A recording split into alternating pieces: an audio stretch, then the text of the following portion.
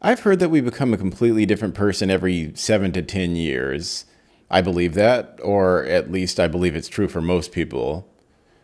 For most people, it's almost impossible to not be completely different from the versions of themselves from a decade ago.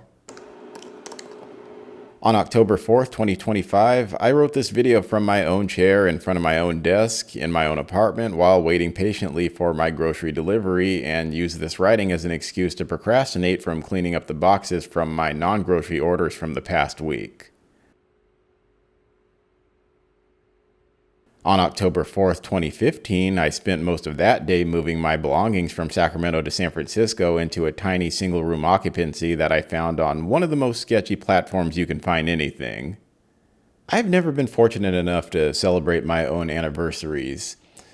Typically, anniversaries are only a thing for those who've experienced mutual romantic love or have held an official full-time job for longer than my personal record of 11 months before I got laid off from my first full-time design job and became a career contractor.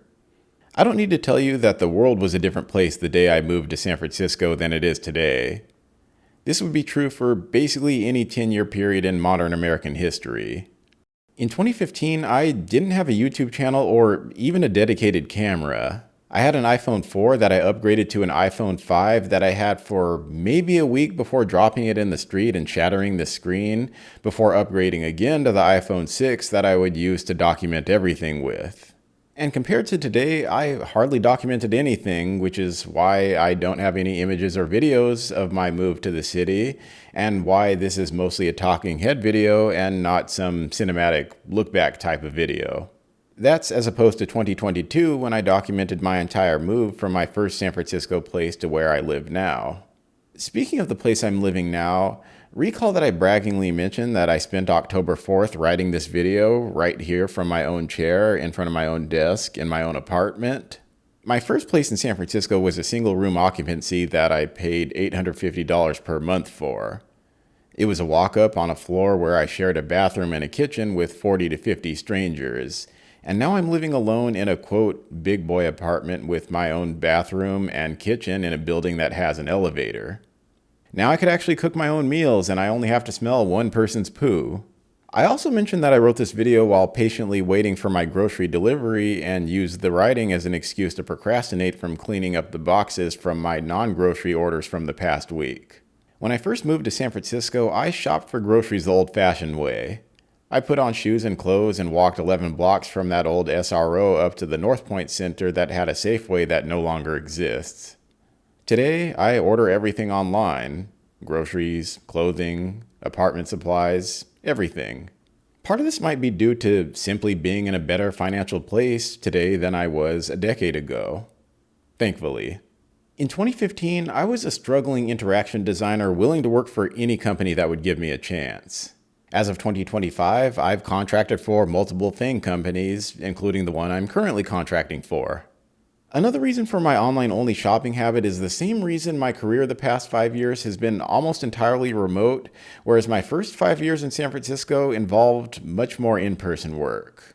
The world is just a fundamentally different place.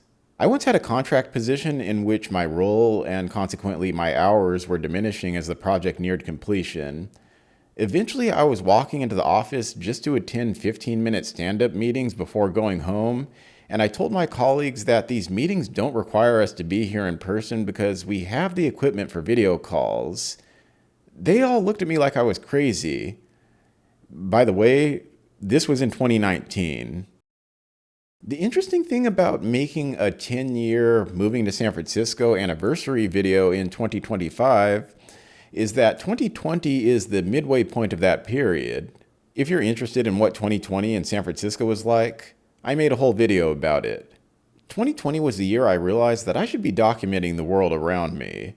It was the year I really got into cameras and storytelling after mostly creating content centered around design that I just couldn't get anyone to watch. When I moved to this city, I knew it was special, but I didn't think I'd ever turn it into a full documentary that I would write, shoot, and edit by myself. One that would be viewed by well over 130,000 people, including a man I walked past as I was heading down the steps from Coit Tower who looked at me and said, "You're that YouTube guy." He went on to say he's from London, he watched my entire San Francisco documentary, and he was considering moving to San Francisco. There have been many firsts I've experienced in my 10 years here, some more interesting than others. I'll just get the two sports things out of the way first. I went to a 49ers game for the first time, which I did just 2 weeks after moving to San Francisco. Kaepernick, a huge day with 340 yards passing, 2 touchdowns, and no INT. Fast forward to today, I now get recognized at games by other 49ers fans who claim they've watched my 49ers vlogs. And in 2021, I went to a Giants playoff game for the first time.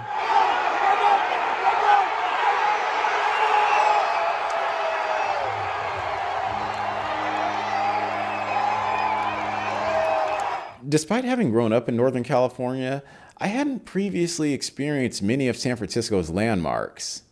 In these 10 years, I've been fortunate enough to change that. Even before filming a movie that required me to visit basically every San Francisco neighborhood, I made it a semi-regular habit to become a tourist until I hit just about every cliché landmark this city is famous for. Some traveling firsts include the first time I've ever traveled overseas, Paris 2016, and the first time I had ever been to Vegas as an adult, 2022. Both trips I took basically to see what the hype was about. I feel like my experience of regularly being a tourist in my own city here enabled me to fully experience the week I spent in Paris, followed by the day I spent in Amsterdam, and the same is true for the Vegas trip.